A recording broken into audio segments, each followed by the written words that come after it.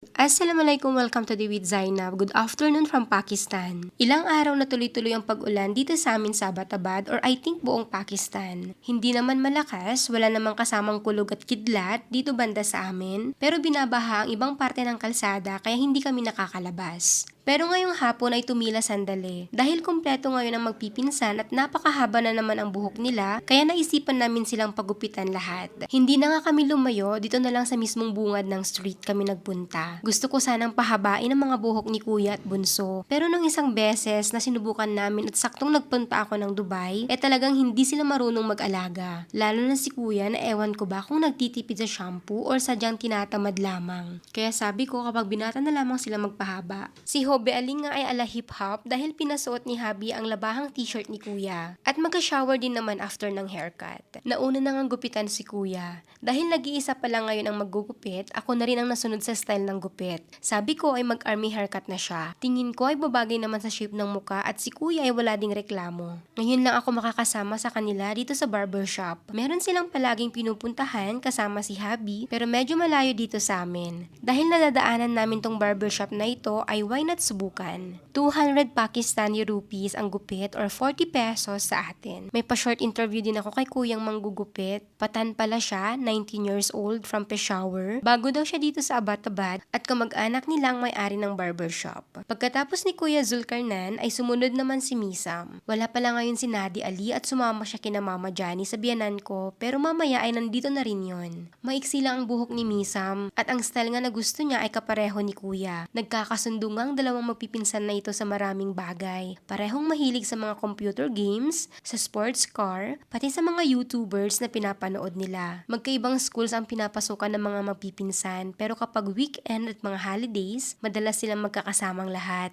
Matagal ding mga nagkalayo mga magpipinsan pero alhamdulillah simula nang nasa pangangalaga namin ang mga bata ay madalas na silang magkakasama. Nung una ay mga nag-a-adjust pa sa pag-uugali ng bawat isa. Madalas magkapikunan pero lately ay nagkakasundo na sila sa madaming bagay. Palaging may quality time, mga family bonding, happy and good memories. May alitan man pero mas madaming magagandang bagay na nararanasan nila kasama ang bawat isa. Habang ginugupitan nga ang mga bata, sabi ko kay Habi ay bili kami ng tandoor biscuit. Favorite ko nga yun at napakasarap sa kape, lalo ngayong maulan ang panahon. Ang lasa parang eggnog pero mas malambot. 20 Pakistani rupees nga ang isa nito. Mas mura at napaka-fresh kumpara sa mga nabibili sa bakeries. Si Hobe Ali nga kahit busog ay kumain na agad. Sumunod na gupitan si Bunso. Ang kumpletong pangalan ni Bunso pala ay Zainul Abidin. Madalas siyang tawagin ng Zain or Zen sa school. Hindi na nga din sanay na tawagin ko sila sa buong pangalan. Minsan iniisip pa nila na galit daw ako dahil bakit hindi Kuya or Bunso ang tawag ko sa kanila. Pero totoo din naman yun minsan kaya alam na nila pag ako'y galit or naiinis. Ang gusto nga ni Bunso na gupit ay ala Cristiano Ronaldo daw. Super idol nila yon. Kung si Kuya at Misam ay mahilig sa mga computer games, si Bunso naman ay mahilig manood at maglaro ng football. Pangarap daw niyang maging isang sikat na footballer katulad ng idol niya. Dumating na si Uncle ang may-ari ng barbershop kaya naman sabay na si Hobe Ali at si Bunso. Nagpatong pa siya ng bangko na mauupuan ni Hobe Ali. Akala niya daw nung una ay babae dahil sa buhok niya. Si Hobe Ali nga ay pinagpaalam pa namin kay Bobby ko pati kina Mama Johnny. Pumayag naman sila para daw nyolok din. Alam niyo bang mula nang dumating ako dito sa Pakistan ay hindi ko pa nakikita na short haircut ang aming Hobe Ali?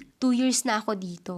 Ayaw kasi ng papa niya kaya palaging trim lamang ang ginagawa. Gustong gusto nang magpagupit. Lalo ngayon na pumapasok na siya sa school, hindi naman pinagbabawalan. Kahit bagay na bagay sa kanya ang long hair at ang cute-cute niya mashallah, ay siguradong babagay din sa kanya ang bagong gupit niya. Si Uncle nga nung una ay nanghihinayang sa buhok ni Hobe Ali. Kaya kahit siya ay nag-aalang ang gupitan at gusto ay aayusin or trim lamang. Sabi nga namin na siya ang unang maggugupit ng short hair sa batang to. Katulad ni Bunso, ang style ng buhok na gusto niya ay ala Cristiano Ronaldo din. Bilog na bilog ang shape ng mukha ng batang ito at siya talaga ang carbon copy ng papa niya or bayaw ko na kapatid ni Habi. Behave din siya habang ginugupitan. Palipat-lipat ako sa kanila ni Bunso para i-check. Napakabait nga din ng mga Pakistani na nagugupit dito. Kahit ang dami ko ding kaartehan ay walang mga reklamo at nakangiting nakatango lamang. Nang matapos si Bunso ay nag-request pa siya sa akin na paguhitan daw ang ang kanyang kilay. Pumayag din naman ako agad. Katulad nga ng inaasahan namin ay bagay na bagay kay Hobby Ali ang short hair. Talagang new look, ang pogi-pogi at nakakagigil mashallah. Ang galing din ni Uncle at talagang ingat na ingat siya habang ginugupitan si Hobby Ali. Bago umuwi ay dumaan muna kami sa dukan or store para bumili ng ice cream at biscuits. Wala din namang sipon si Hobby Ali at dahil napaka-cute niya ay sige, pagbibigyan ko siya ngayon. Sa lahat nga silang magkakapatid ay siya ang gustong-gusto kong pakainin dahil napaka-foodie. Hindi maselan sa pagkain at talagang magana siya. Kaya nakakatuwa. Hindi katulad ni na kuya at bunso, napakahina kumain at mapili paminsan. Kaya palagi ko silang kinukumpara kay Hobby Ali.